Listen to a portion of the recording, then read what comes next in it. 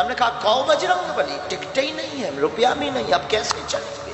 भीतर से बोले एसी में चलेंगे।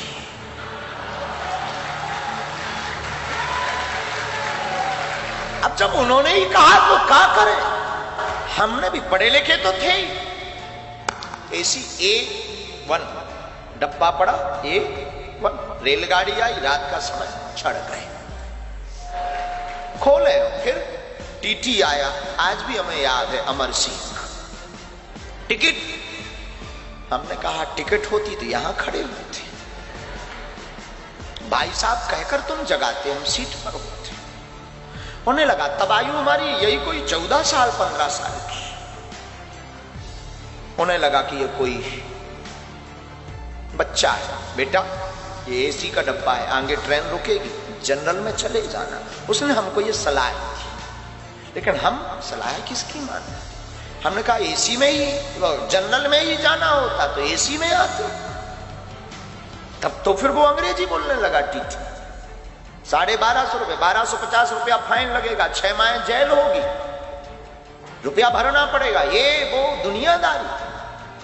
हमने ही कहा 1300 थे सो कट गए, अब तो बच्चे ही नहीं माना। उसने कोर्ट से मोबाइल निकाला, हमने सोचा कि अगर इसने मोबाइल निकाला, पुलिस को बुलाया, बेइज्जती हो। उसके पहले ही हमने डब्बा खोला कि बेइज्जती करवाओगे क्या? डब्बा मतलब छोटा सा, हम एक टिफिन रखते थे, उसमें बालाजी रखते थे। हमने वो बोला, हमका बेइज्जती करवाओगे क्या? अब वो अपने मोबाइल में फंसा ही था। हमने कहा क्यों, तुम्हारा नाम अमर सिंह है? तो उसको लगा कि ये पढ़ लिया। उसने बड़े, हमें आज भी याद है उसकी टोन, उसने बड़ी टोन में बोला है तो हमने कहा तुम्हारे बाप का नाम अमुक सिंह है। अब तो वो न्यूट्रल हो गया। उसने कहा कि तुझे कैसे पता? अरे हमने कहा हमें तो ये भी पता है कि तेरे कोई लड़का नहीं हो रहा है,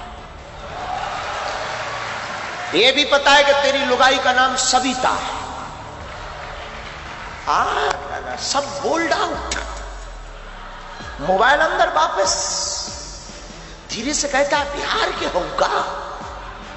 अब उस जमाने में हमारा कोई आधार कार्ड नहीं था, स्कूल का सर्टिफिकेट में वो स्कूल का एक आइडेंटिटी कार्ड होता था, हमने वो पढ़वाया। शासकीय उच्चतर माध्यमिक विद्यालय कच्छ, जिला छतरपुर, मध्य प्रदेश।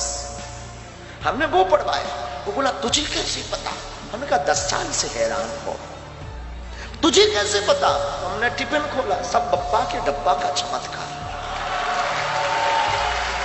हमें आज भी याद है, आज भी हमें याद, उसने यहां पकड़ा बगल में, भीतर ले गया डिब्बी में। हमका कहा, हमें लगा कि शायद अब जेल गए। वो बोला चलो ना। अपनी सीट एकदम बगबगी सफेद, उसकी एकदम साफ बिराजी।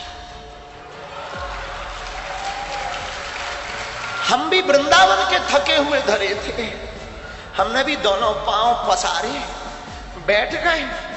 और वो तो बोला चाय लेंगे, हमका नो, कॉफी।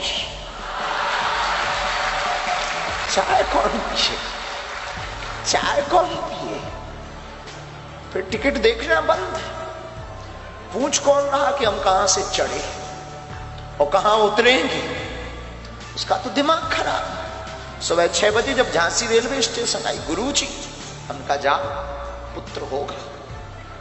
उसने 1100 निकाले, कुछ दक्षिणा स्वीकार करो। हमका बाहर में गया, 1300 गए, 1100 आ गए, 200 टिकट के गए, लिया।